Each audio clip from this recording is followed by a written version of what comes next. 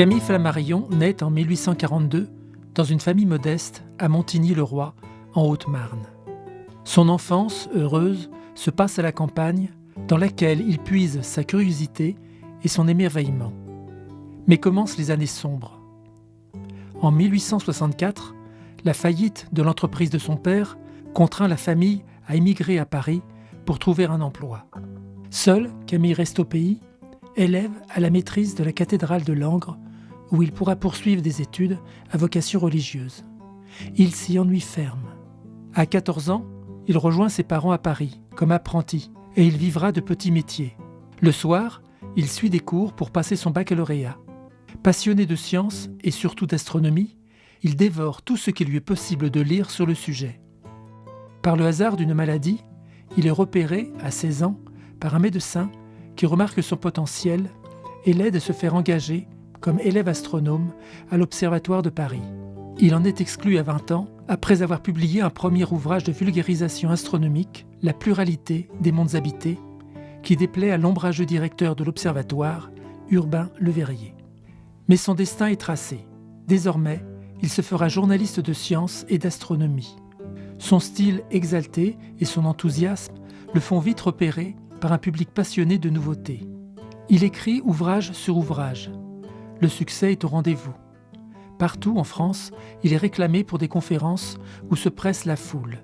À 25 ans, il est le premier président de la toute nouvelle section parisienne de la Ligue de l'enseignement. Il se marie à 32 ans avec Sylvie Petiot, son amour de jeunesse, et l'emmène en voyage de noces en ballon.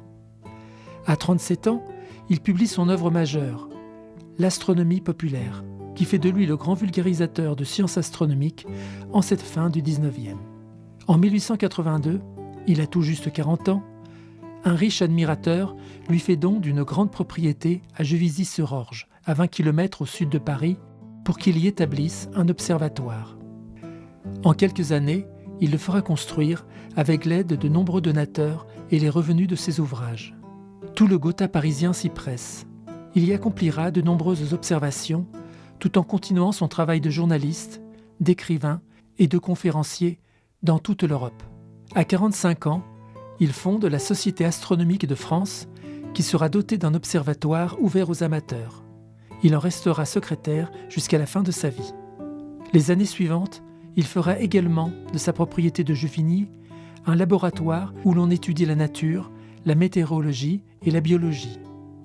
Il va aussi y étudier le monde du paranormal, dont les manifestations l'ont toujours fasciné. En bon scientifique, il en cherchera vainement les causes physiques. Il est alors au sommet de sa gloire. On l'adule, on le décore pour son œuvre de vulgarisation. La Grande Guerre 14-18 va ruiner son enthousiasme. Trop d'amis n'en sont pas revenus. En 1919, son épouse décède. Même s'il se remarie quelque temps plus tard, il ne se remettra jamais de cette disparition. Il a 77 ans. Il s'est éloigné de l'actualité scientifique. De jeunes chercheurs, comme Albert Einstein, captent désormais l'intérêt du public avec une nouvelle physique, une nouvelle astronomie. Flammarion n'est plus de ce temps-là. Vieux scientifique, il écrit maintenant sur l'insondable mystère de la mort et de la vie après la mort.